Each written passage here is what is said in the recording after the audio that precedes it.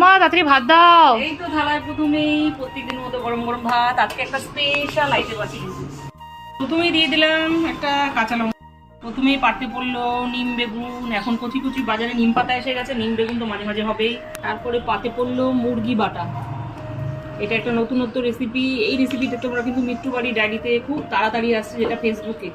তারপরে দিয়ে দিলাম চিংড়ি মাছ দিয়ে পুঁই শাক, এই যে বড় বড় চিংড়ি দিয়ে পুঁই শাক করছি। চিংড়ি মাছ এমনই একটা জিনিস, যে কোনো তরকারির মধ্যে পড়লে না সেই তরকারির স্বাদটা না দ্বিগুণ হয়ে যায়। কাতলা মাছ, আজকে কাতলা মাছের লেজ এনেছিল, আলু দিনই ঝোল ঝোল করেছি। অবস্থা সব শেষে দিয়ে দিলাম টমেটোর চাটনি। প্রথমেই পড়লো চিংড়ি মাছ দিয়ে পুঁই শাক, তারপরে কাতলা মাছের লেজ, আর সব শেষে টমেটোর চাটনি। নাও শুক্রবারে একদম মুখরোচক দুর্দান্ত থালি পুরো রেডি। নাও শুরু করো।